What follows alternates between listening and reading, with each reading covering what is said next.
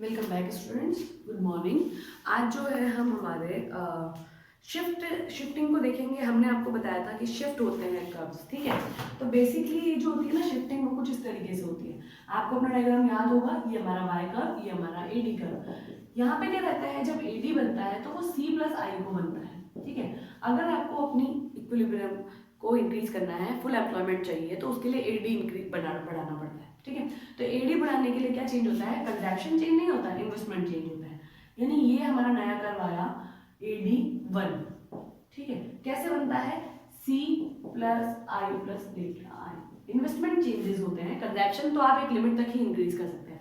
तो इससे जो है आपका इक्विलिब्रियम भी चेंज हो जाएगा। ये ई पर थे आप और यहाँ E1 पे आ जाएंगे। इसमें क्या सीन रहता है कि हमारी इनकम इंक्रीज होती है, जिसकी वजह से हम हमारा इन्वेस्टमेंट भी बढ़ाते हैं। तो ये आई था, ये I1 हो जाएगा, ठीक है। यहाँ इनकम आएगी और यहाँ आपकी एडीएनएस, ठीक है। कर्व की प्रैक्टिस बहुत इंपॉर्टेंट है। कर्व मैंने कैसे बनाया है, आप एज इट इज वैसे ही बनाएंगे, तभी आपको सही रहेगा, ठीक है। इसके बाद में मल्टीप्लायर आता है, जो आपके बताता है कि आपके इन्वेस्टमेंट में चेंज होने की वजह से इनकम में चेंज हुआ है, तो कितना चेंजेस आपके आया है। What is investment multiplier? We have seen how additional investment cause additional output. ये बताता है कि इन्वेस्टमेंट चेंज होने की वजह से इनकम चेंज होती है, ये बात फैक्ट है। ये कैसे होती है, ये आपको यहाँ लिख रहा है कि ये इतना इन्वेस्टमेंट चेंज हुआ है, इनकम इतनी चेंज हुई। इनकम इतना चेंज होने की वजह से इन्वेस्टमेंट हमने इतना चेंज किया है। तो आपको याद होगा मल्टीप्लायर का जो फॉर्मूला है वो K equals to delta by delta I, ठीक है। ये आपको पता है। फिर क्या है, हम देखते हैं।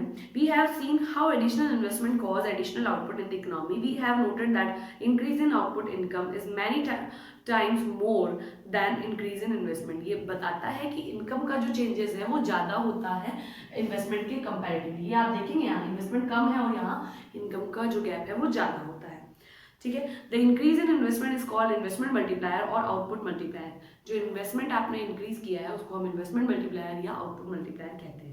It is measured as the ratio between increase in output income and increase in investment. ये रेशियो बताता है आपके change in income and change इन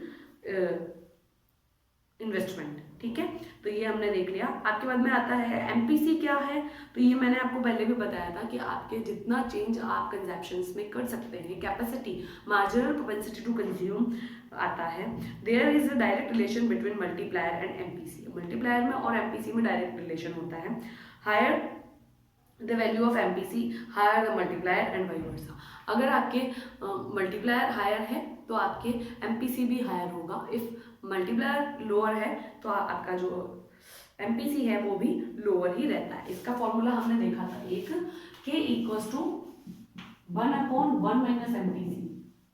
यहाँ पे आपको एमपीसी की डेटा मिलती है, ठीक है। जैसे हमने एमपीसी पहले पढ़ा था, एज इट इज एमपीसी यहाँ पर भी होता है। आपको एमपीसी की वैल्यू गिवन होगी, इससे आपको जो है क्वेश्चन सॉल्व करना रहता है, ठीक है। तो ये यहाँ पर जो है हमारा, अब हम देखते हैं कि नेक्स्ट चैप्टर में क्या है। यहाँ पर तो आपका ये चैप्टर फिनिश हो जाता है। इसके बाद जो है हम हमारा चैप्टर नया देख लेते हैं।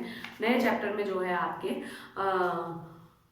डेफिशिएंट डिमांड और एक्सेस डिमांड वाली चैप्टर है। डेफिशिएंट डिमांड और एक्सेस डिमांड में अभी हमने जो प्रॉब्लम देखी थी उस प्रॉब्लम को पूरी तरीके से एक्सप्लेन किया गया है कि वो चीज़ कैसे आगे चेंज होती है। तो डेफिशिएंट डिमांड में इक्विलिब्रियम पहले स्टक होने की प्रॉब्लम आती है। तो इस इक्विलिब्रियम स्टक होने में दो चीज़ होती है, एक फुल एम्प्लॉयमेंट पर और एक under employment.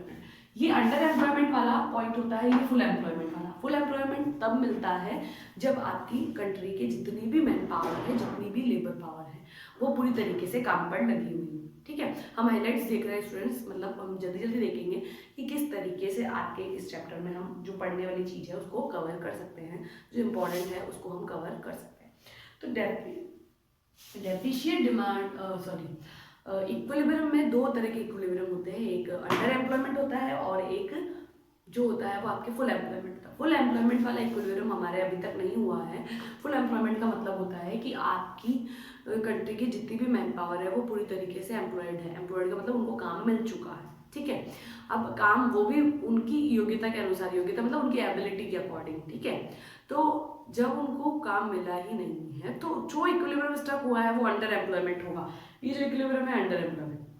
Full employment equilibrium अगर चाहिए तो उसके लिए आपको एडी में इंक्रीजमेंट करना पड़ता है, जैसे हमने यहाँ पर किया है। तो वहाँ पर जो होगा वो फुल एम्प्लॉयमेंट होगा, बिकॉज यहाँ बाय में इंक्रीज नहीं किया जा सकता। एएस यहाँ इसके बाद बढ़ना पॉसिबल नहीं होती। इसके लिए एक डायग्राम बनता है, वो डायग्राम कुछ इस तरीके का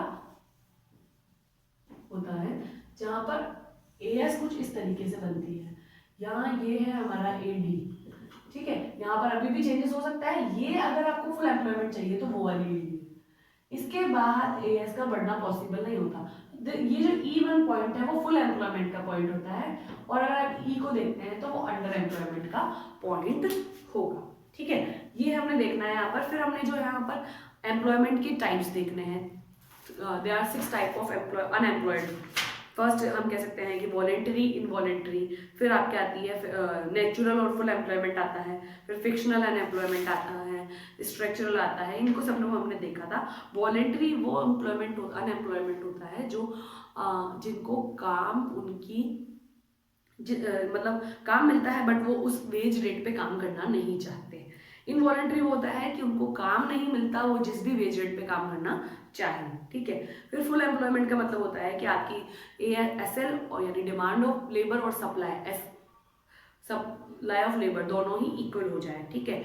फिर आती है आपकी नेचुरल, तो किसी क्लाइमेटिस की वजह से या हम कह सकते हैं नेचुरली अगर लोग अनएम्प्लॉयड हो जाते हैं तो वो होती है नेचुरल अनएम्प्लॉयमेंट। फिक्शनल होते हैं कि आपके वर्कर ने चेंज किया है अपनी जॉब को, तो उसकी वजह से उनको जो है कुछ समय के लिए अनएम्प्लॉयड रहना पड़ता है, वो हमारे फिक्शनल होते हैं। स्ट्रक्चरल का मतलब आपके स्ट्रक्चर में परिवर्तन आया है, यानी हमारे जैसे कि मान लीजिए कि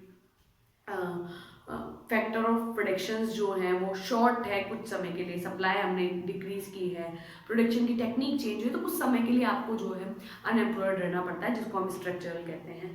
फिर हमारे दो तरह की प्रॉब्लम्स हैं, डेफिशिएंट डिमांड की प्रॉब्लम और हमारे जो एक्सेस ऑफ डिमांड की प्रॉब्लम थी, जिसमें आपने डिफ्लेशनरी गैप और हमने जो है इन्फ्लेशनरी गैप, इन सबको पढ़ा था। अगर हम यहाँ देखें डिफ्लेशनरी गैप को देखते हैं तो ये जो है आपका डिफ्लेशनरी गैप होता है कि आपकी जो प्लांट एडी है और जो इफेक्ट एडी है दोनों के बीच का जो गैप होगा वो हमारे डिफ्लेशनरी गैप को बताता है। अगर मैं यहीं एक और डायग्राम बना देती हूँ, ये वाई है, ये प्लांट एडी और इनके बीच का जो ये ऊपर वाला गैप है वो इन्फ्लेशनरी गैप होगा। इसको हमने एस, इसको हमने टी दे देना। तो ई से E1 से एस तक का जो है वो डिफ्लेशनरी गैप है और ऊपर वाला जो होगा वो इन्फ्लेशनरी गैप होता है। इस तरीके से जो है आपके इन्फ्लेशनरी, डिफ्लेशनरी, डेफिशिएंट और एक्सेस ऑफ डिमांड की जो प्रॉब्लम है उसको सॉल्व किया जाएगा। यहाँ पे आप और ये देखिएगा कि इन्फ्लेशनरी गैप इंपॉर्टेंट है, डिफ्लेशनरी गैप इंपॉर्टेंट है। आप ये देखेंगे कि कॉजेज क्या हैं डेफिशिएंट डिमांड के। तो कॉजेज क्या होते हैं कि हमने प्राइवेट कंजप्शन कम कर दिया होता है, हमने जो है इन्वेस्टमेंट कम कर दिया होता है, गवर्नमेंट ने अपने एक्सपेंडिचर्स कम कर दिए होते हैं, एक्सपोर्ट और इम्पोर्ट नहीं हो रहे हैं, आपकी एक्सपोर्ट्स जो हैं वो डिक्रीज हो गई है और इम्पोर्ट्स जो है वो बढ़ गई है और टैक्स रेट्स आपकी बढ़ गई है। तो इस कारण से डेफिशिएंट डिमांड की प्रॉब्लम आती है। आप कहेंगे कि एक्सेस ऑफ डिमांड आता है, तो एक्सेस ऑफ डिमांड की क्या प्रॉब्लम होती है? एक्सेस ऑफ डिमांड में क्या होता है कि हमारी प्राइवेट कंजप्शन बढ़ते हैं, प्राइवेट इन्वेस्टमेंट बढ़ते हैं, गवर्नमेंट एक्सपेंडिचर्स बढ़ते हैं, हमारे जो एक्सपोर्ट्स हैं वो इंक्रीज हो जाते हैं और हमारी जो इम्पोर्ट्स है वो कम हो जाती है। इसकी वजह से हमारे को एक्सेस ऑफ डिमांड की प्रॉब्लम आती है। इस तरीके से होता है। और एक हम देखेंगे कि आपके जो इन दोनों प्रॉब्लम्स को सॉल्व करनी है तो उसके लिए दो तरह की पॉलिसीज हम काम में लेते हैं, एक मॉनेटरी पॉलिसी लेते हैं और एक हम फिजिकल पॉलिसी लेते हैं। तो फिजिकल पॉलिसी जो होती है वो स्टेट गवर्नमेंट जो है अपने बजट के थ्रू यानी अपने रेवेन्यूज और एक्सपेंडिचर के थ्रू मार्केट से इन्फ्लेशनरी और डिफ्लेशनरी को खत्म करती है, ठीक है। और मॉनेटरी पॉलिसी में सेंट्रल गवर्नमेंट जो है अपने इंस्ट्रूमेंट्स के थ्रू इन्फ्लेशनरी और डिफ्लेशनरी को मार्केट से खत्म करती है, ठीक है। तो इस तरीके से जो है आप जो प्रॉब्लम है एक्सेस ऑफ डिमांड और डेफिशिएंट ऑफ डिमांड की प्रॉब्लम को सॉल्व करते हैं, ठीक है। इससे रिलेटेड अगर आपको कोई भी प्रॉब्लम हो आप पूछिएगा। नेक्स्ट क्लास में जो है हम एक और हाइलाइट्स देख लेंगे नेक्स्ट चैप्टर की। आपका जो रिवीजन चल रहा है उसमें अगर आपको कोई भी प्रॉब्लम हो आप पूछ सकते हैं। आप देखिए कि आपको कितना समझ में आ गया है, कितना समझना बाकी है, कितना याद करना बाकी है। प्रोजेक्ट आप बना लीजिएगा। दिस इज मोस्ट, हम किस पे मोस्ट इंपॉर्टेंट जो चीज़ होती है ना वो है, ठीक है, तो उसको बनाना भूलेना, ठीक है। Thank you students.